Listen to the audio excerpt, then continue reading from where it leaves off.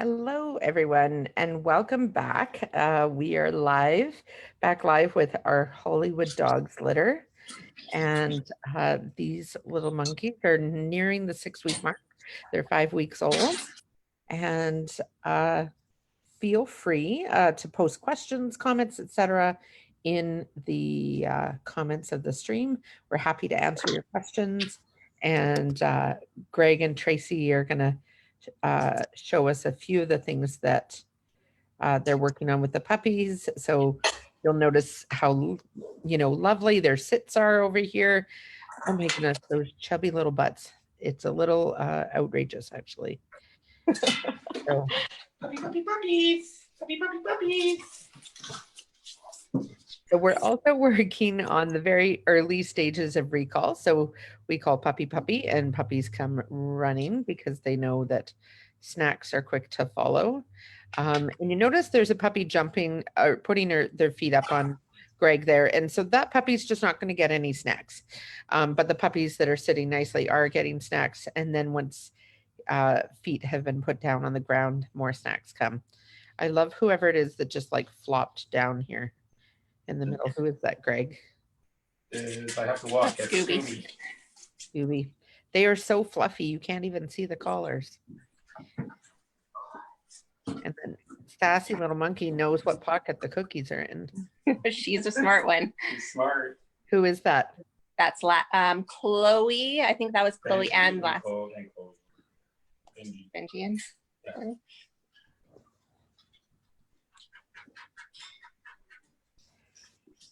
So, yeah, the vests are fitting better. I think the fluff is filling them out.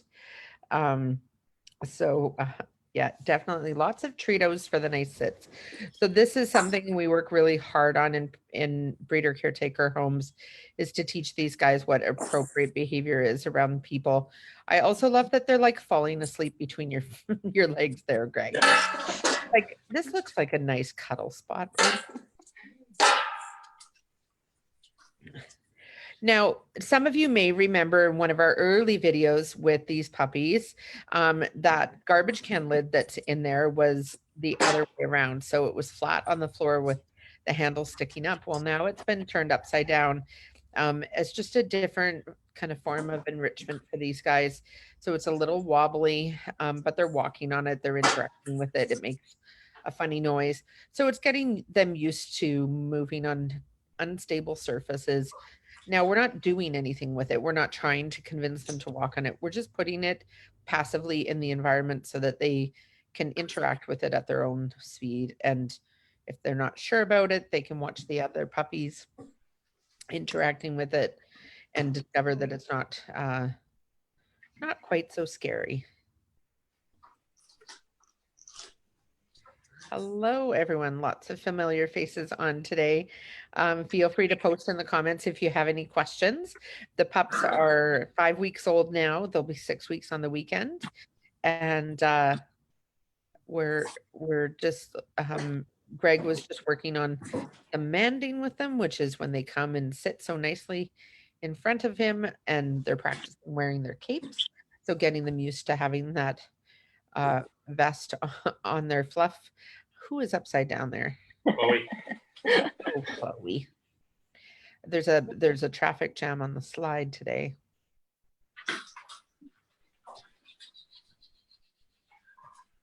Oh my goodness.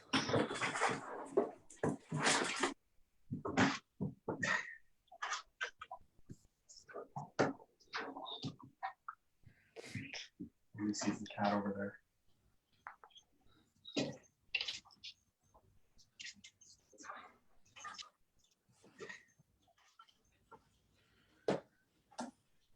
Hello, Kathy and Dorado. Thanks for tuning in.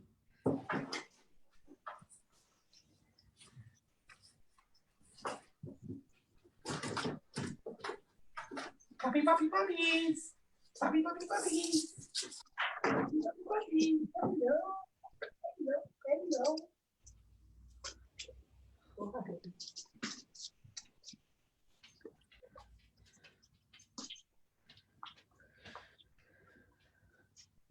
So Aaron's just asking what age they move on to individual training. So they are already starting at this age doing some individual training each day with Tracy and Greg. And then, but if you mean when do they move to their puppy raisers, so leave the breeder caretaker home, that will happen at about the 8-week mark, which is running up on us quick here.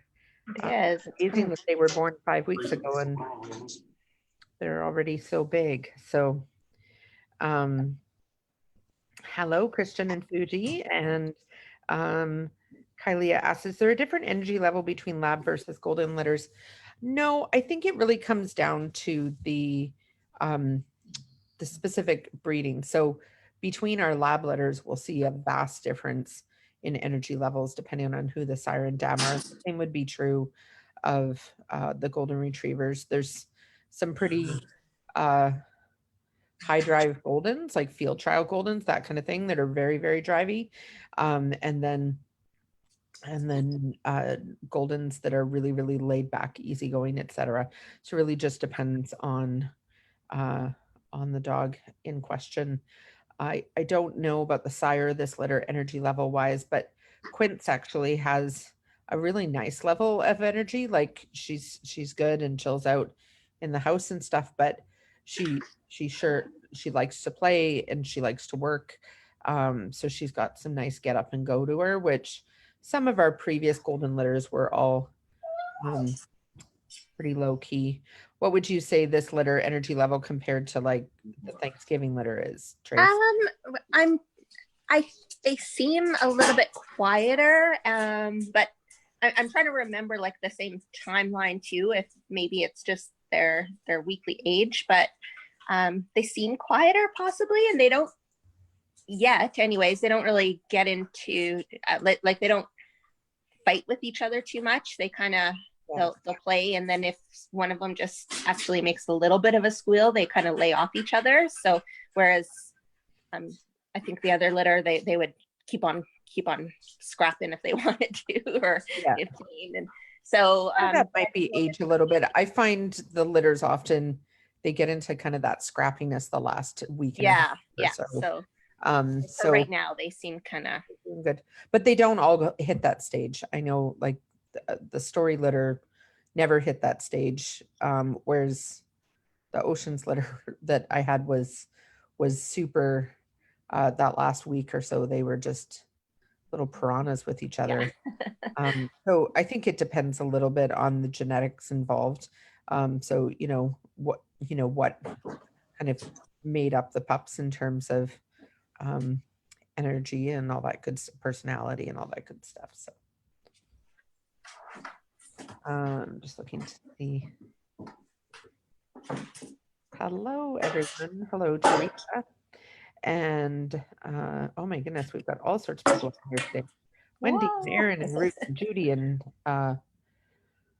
Liz, and Kylia. So many people watching. Hello, everyone. And yes, we're enjoying watching these fuzzy puppies too. I'm like, how chubby are they really? Or are they mostly fur? They're actually a lot of fur, like a lot of fur. Yeah. Yeah, there's something about golden puppies. They always look like they're just little chunkamonkas. Ruby's a chubby one. I mean, I can still feel their ribs, but can feel them. That's good. Oh my goodness. It's a nice combo today of little snoozers in the corner and a couple of them playing. Yeah, behind this a little slide, hey? Yeah, they love it. Oh, oh my goodness, Kersplat.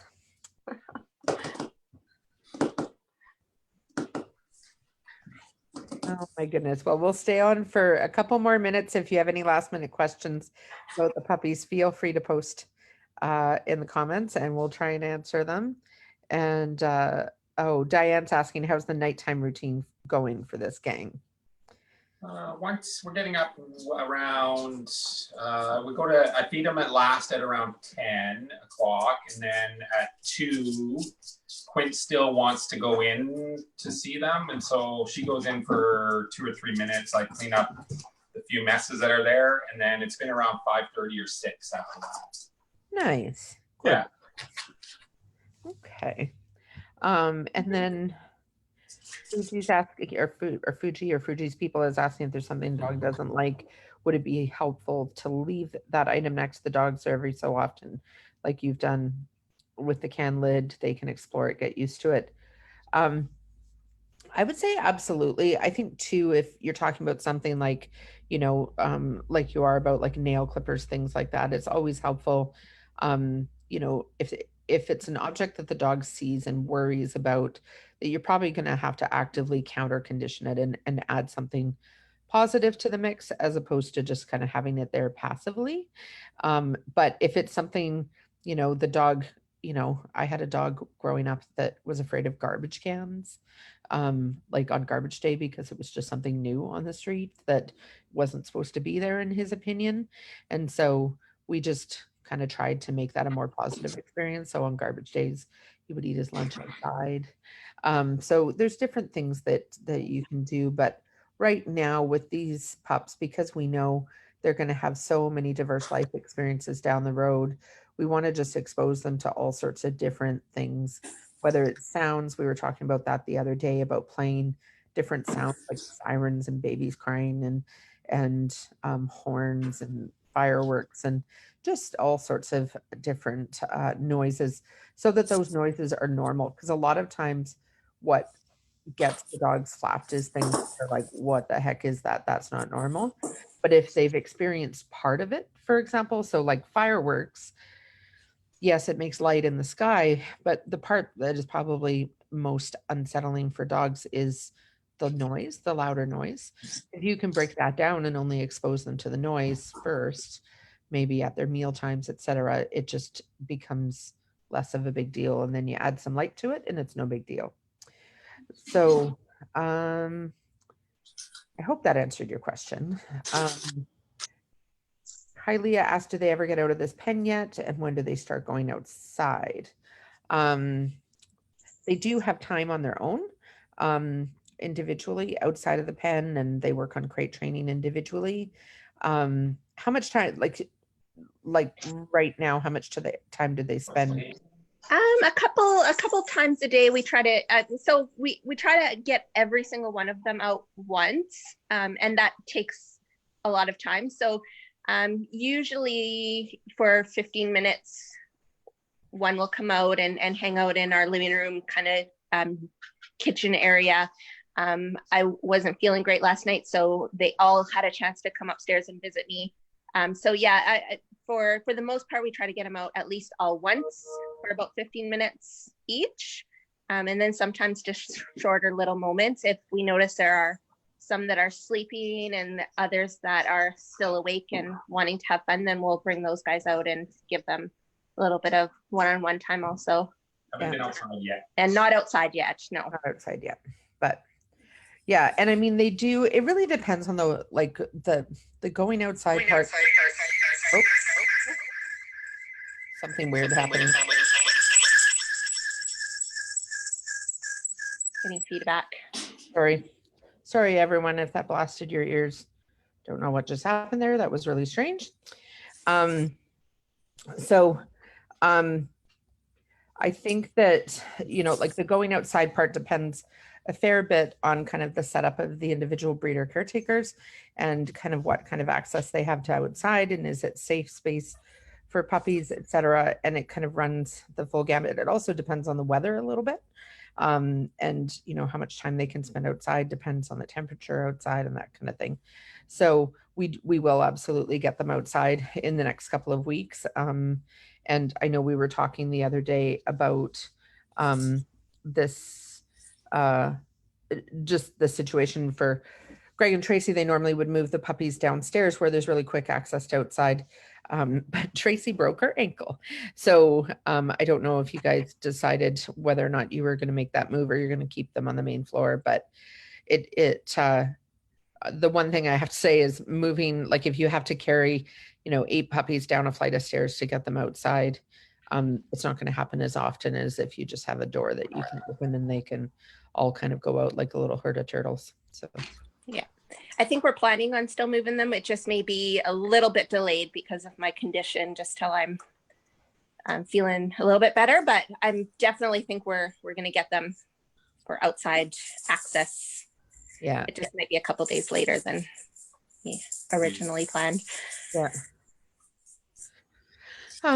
Judy's just saying thank you for doing this and also for sharing the videos. Patty says, Greg, you have the best job. And Amanda's just asking if we have puppy pads in there. Yeah, so the pads that are there with like the paw prints on them, and I think the white one in the corner as well, are washable pee pads. So right now there's 3 of them in there, and then, you know, as time goes on, we kind of, you know, make that area a little bit smaller to kind of encourage them to kind of only go in one spot. And then certainly when they start going outside, they'll be able to toilet outside as well. So, but right now there's the 3 pads in there. Yeah, and we change them out probably 3 times a day. And so there's a lot of laundry going on. Yeah. Oh my goodness, look at that puppy pile. Little monkey. We're gonna put a kennel back there, so that's where they all seem to go off. Yeah, they all like that little corner, hey? I bet you that's Benji. He's the one that likes the kennel the most. Yeah. Is it Benji? Yeah. He's always in the kennel. He's adorable. And Liz, yes, that is a cat sitting calmly on the couch. The cats in this house love the puppies. They kept trying to come into the pen to play with them. So, and Kylie says, hope you're doing well, Tracy. Thank you.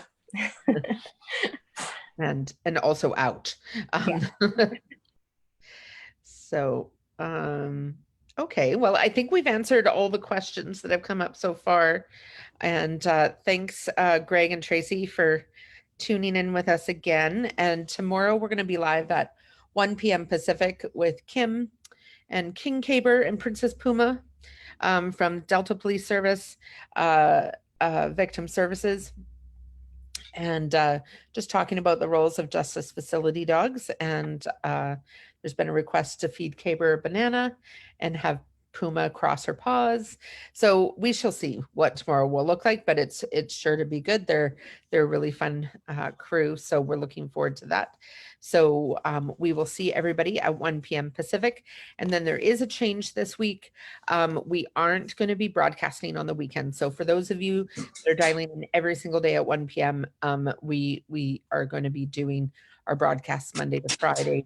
And then taking the weekends off so that we give everybody a bit of a break as we kind of go through this time in this process. So, and then we will see you back on Monday with either these guys, or we might catch a glimpse of our new puppies that were born this week. So we will let you know, but we will be live with cute little puppies on Monday, either here or with Jackie and the new Eukanuba pups. So thanks so much, everybody, for tuning in. We'll see you soon.